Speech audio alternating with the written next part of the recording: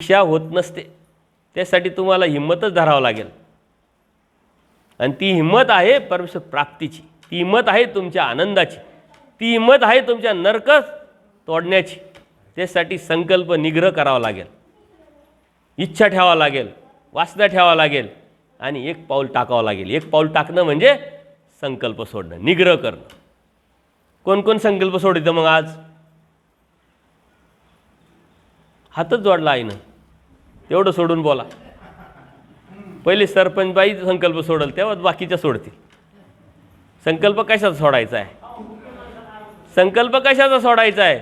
शिवाजी दादांनी संकल्प सोडले किती वर्ष झाले, पण काय झालं त्यांचा संकल्प सोडला आणि विसरून गेले.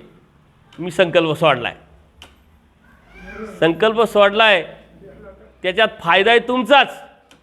कारण ज्याच्यासाठी देवाने सृष्टी निर्माण केली, ज्याच्यासाठी अवतार घेतला, ते करायला तुम्ही निघाले, याचा अर्थ देव तुम्हाला संरक्षण करणार, तुमचा प्रयत्नाला यश देणार, परमेश्वर प्रसन्न होणार. संकल्प कशाचा करायचा आहे? देवाचा आनंद मिळावा. मी तयार आहे तुझा आनंद घेण्यासाठी, मला आनंद दे हे म्हणण्यासाठी. त्यासाठी जो त्याग करायचा तो त्याग करण्यासाठी मी तयार आहे, माझा त्याग करून घे. म्हणजे देवावरच परत ओझं टाकायचं आहे.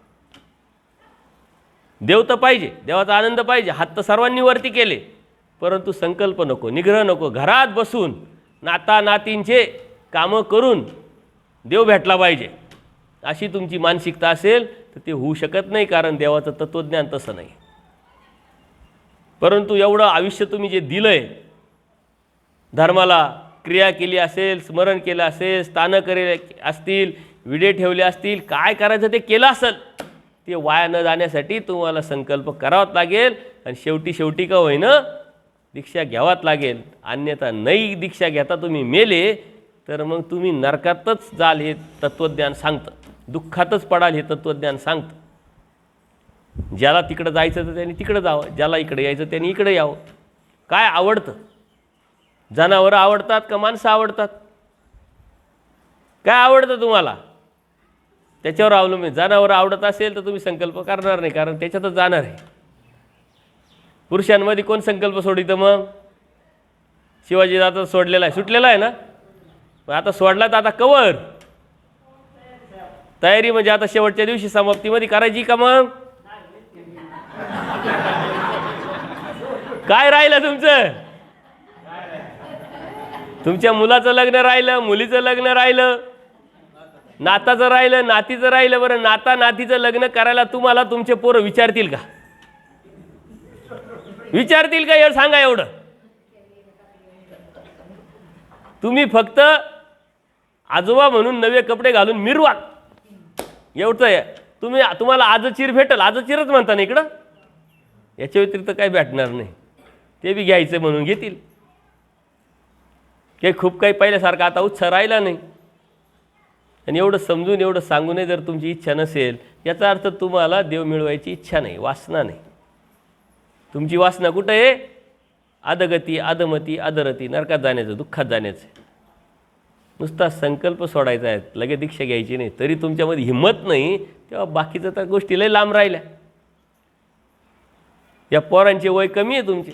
आता या संदीप दादाच्या एका मुलीचं आत्ता लग्न झालं, एका मुलाचं लग्न आहे, भावाच्या मुलाचं लग्न आहे, काळे साहेबांच्या मुलाचं लग्न बाकी आहे, फटाले साहेबांच्या दोन्ही मुलीचं लग्न बाकी आहे. तरी त्यांनी संकल्प सोडले, हिंमत केली, त्या पद्धतीने नियोजन करताय, अभ्यास करताय, चिंतन करताय. फटाले साहेब सर्व्हिस करून कितीतरी अभ्यास करताय. आता त्यांनी सांगितलं 9 प्रकरण पाठ झाले. प्रसाद सेवेचा अभ्यास चालू आहे. विद्यापीठात ॲडमिशन घेऊन मानव विशारद म्हणून पदवीनंतर शास्त्री त्या निमित्ताने अभ्यास होतोय, धर्माला चिटकून राहतोय. ऑनलाईन सत्संग आजकाल खूप उपलब्ध आहे. तुमचं तर आटोपला कार्यक्रम, तुम्हाला आता काहीच करता येणार नाही. तुम्हाला फक्त काय करावं लागेल? 2च गोष्टी तुमच्या हातात: अनुसरण करून स्मरण करणे, त्याग करून स्मरण करणे. स्मरण करताय पण त्याग करून केला तर त्या स्मरणाला अर्थ आहे. त्यागाच्या नंतरचं स्मरण, अनुसरणानंतरचं स्मरण, ते देवापर्यंत पोचत असतं.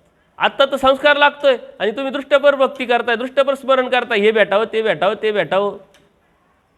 देवासाठी थोडा त्याग करायला तयार नाही. तर देव कसा तुम्हाला भेटेल? देव कसा तुम्हाला काय देईल? शेजारच्या बाईकडून काही आणायचं असलं ना तरी आपण काहीतरी दिलेलं असेल तर ती देते, बरोबर का नाही? जर आपण आणायला गेलं, आपण तिला काहीच कधी मदत करेल नसेल तर ती असली तरी ती वस्तू म्हणते नाही माझ्याकडे. अनुभव आहे की नाही तुमच्याकडे? म्हणजे पहिले द्यावं लागतं तेव्हा भेटत असतं. देवाला द्यायचं काय? तुमचं आयुष्य काय राहिलंय? काहीच राहिलं नाही आयुष्य. ते द्यायचं 2 दिवसाचं का 4 दिवसाचं ते देता येत नाही. देव कसा तुम्हाला भेटल? देव कसा तुम्हाला आनंद देईल? पण या ज्या गोष्टी आहे या समजून घ्या, जाणून घ्या. अनुसरणाविषयी, त्यागाविषयी जी भीती आहे ती काढून टाका. एकांतात मला भेटा, वाटलंच तर काही अडचणी असेल तर ते सांगतो मी तुम्हाला कशा करायच्या. तुमचे घरचे कुटुंब असेल, ती काल आई होती ती म्हणे इच्छा आहे परंतु घरचे अडचणीचे, पोरं अडचणीचे. पोरांना समजून सांगितलं तर समजून घेतात. अनेक ठिकाणी माझे अनुभव आले. त्यांच्या मनात एकत्र राहतं का आयुष्यभर बापांनी कष्ट केले, आईने कष्ट केले ना, आता आश्रमात नेऊन घालायचे किंवा बाबा आश्रमात न घालता हे द्यायचे तर नातेवाईक नाव ठेवतील. पण तसं नाही आहे. आयुष्यभर ज्यांनी आपलं भलं करण्यासाठी आयुष्य घालवलं त्यांचं भलं करण्यासाठी आपण थोडाशी हिंमत, थोडासा त्याग हे त्यांना जर समजून सांगितलं का ते तयार होतात, पुढे येतात आणि कार्यक्रम करून दीक्षा करतात. तुम्ही बी घरच्यांना समजून, तुम्ही घरच्यांना कधी बोलेलंच नाही ना. आज घरी जाऊन पहा की संकल्प सोडला आणि मला दीक्षा घ्यायची आहे आणि खोटं खोटं सांगा का कार्यक्रमाच्या बाबाच्या समाप्तीमध्ये मी दीक्षा घेणार आहे. असं कोण सांगणार घरी? खोटं खोटं सांगा बरं. ते सुद्धा सांगायची हिंमत नाही तुमच्याकडे. घरचे लगेच काढून देते का काय? दिलं तर फायदाच, हिंमत नाही तुमची. का? तर तुमच्या योग्य वयामध्ये हे ज्ञान झालं नाही तुम्हाला. शास्त्र कोणी सांगितलं नाही, समजावलं नाही. माणसं आहे ते बाहेर हिंडत आहे, फिरत आहे, त्यांना 4 गोष्टी माहिती आहे परंतु ती हिंमत नाही. आता हे बालाजी ढगे संकल्प सोडलेला आहे का बालाजी तुझा? सुटेल का नाही? नाही. मग आता अभ्यास करताय, सत्संग ऐकताय, संकल्प कधी सोडणार?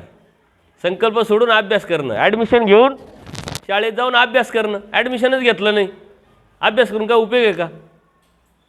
पहिले ॲडमिशन म्हणजे संकल्प, त्यानंतर नियोजन, त्यानंतर अभ्यास, त्यानंतर समज, हिंमत येते.